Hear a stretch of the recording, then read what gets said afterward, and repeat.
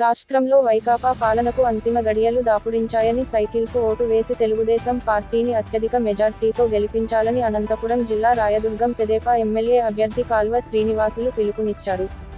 అనంతపురం జిల్లా రాయదుర్గం నియోజకవర్గంలోని బొమ్మనహల్ మండలంలోని కొత్తపల్లి, వన్నల్లి, గోవిందవాడ, దర్గా హోన్నూరు, గోనెహల్, సింగేపల్లి, శ్రీధరగట్ట గ్రామాల్లో అనంతపురం జిల్లా తెదేపా ఎంపీ అభ్యర్థి అంబికా లక్ష్మీనారాయణతో కలిసి కాలవ శ్రీనివాసులు బుధవారం ఎన్నికల ప్రచారంలో భాగంగా రోడ్ షోలు నిర్వహించారు.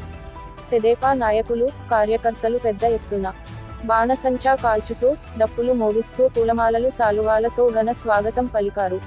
ఈ సందర్భంగా కాల్వ శ్రీనివాసులు మాట్లాడుతూ తెలుగుదేశం పార్టీ అధ్యక్షుడు నారా చంద్రబాబు నాయుడు అన్ని వర్గాల ప్రజల సంక్షేమం, అభివృద్ధి కోసం సూపర్ 6 పథకాలు ఎన్నికల మేనిఫెస్టోలో ప్రకటించారన్నారు.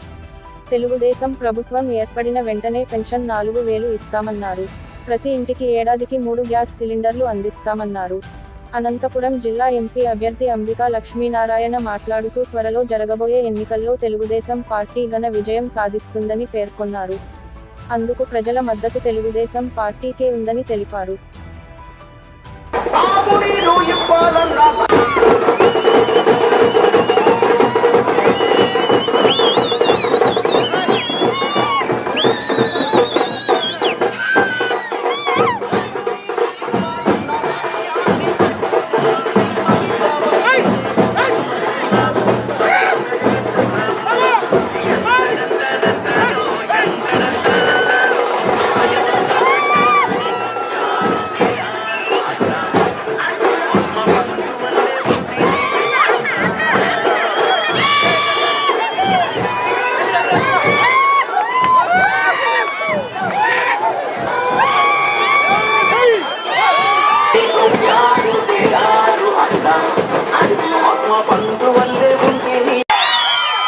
ఈ దొంగలకు బుద్ధి చెప్పడానికి సైకిల్ గుర్తే శరణ్యం.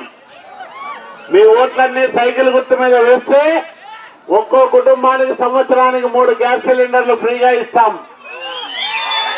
18 ఏళ్ళు నిండిన ప్రతి సరుకులు ధరలు తక్కువగా ఉంటాయంట. ఇవన్నీ కలిసిన ఒక 4-5 వేలకు సరిపోతాయంట. ఒక భార్య భర్త 2 పిల్లలు ఉంటే ఇప్పుడు 10,000 అయినా సాధం లేదు.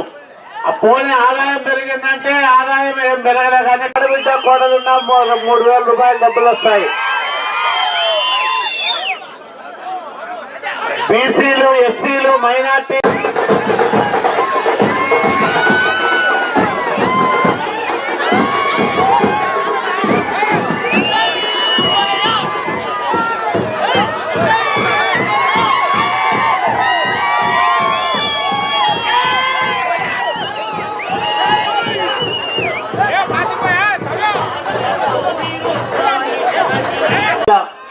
ఈరోజు జగన్మోహన్ రెడ్డి మన పాస్బుక్ల పైన అతను ఫోటో వేసుకున్నాడా లేదా?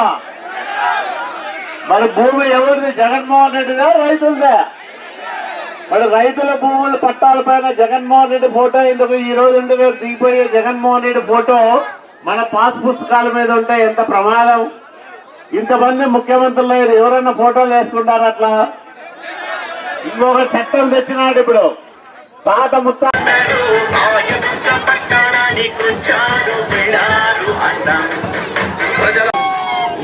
రాయదుర్గం నియోజకవర్గం గోవిందవాడ గ్రామంలో అశేషమైనటువంటి ఆదరణతో రాయదుర్గం తెలుగుదేశం పార్టీ అభ్యర్థి కాల్వ శ్రీనివాస్ గారిని నన్ను ఆశీర్వదిస్తూ పెద్ద ఎత్తున తరలి వచ్చినటువంటి జనసందోహం చూశారు ఇప్పుడే మీరు.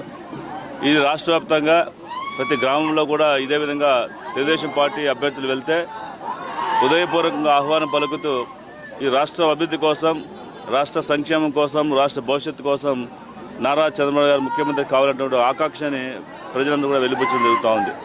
ఇప్పటికే 5 సంవత్సరాల పాటు నరకయాత్ర అనుభవించినటువంటి ప్రజలు ఎప్పుడెప్పుడు ఎన్నికలు వస్తాయో, ఎప్పుడు తెలుగుదేశం పార్టీని గెలిపించుకుందామనేటువంటి లక్ష్యంతో ఈరోజు అన్ని చోట్ల కూడా విశేషమైనటువంటి ఆదరణ చూపిస్తున్నటువంటి పరిస్థితి చూస్తూ ఉన్నాం.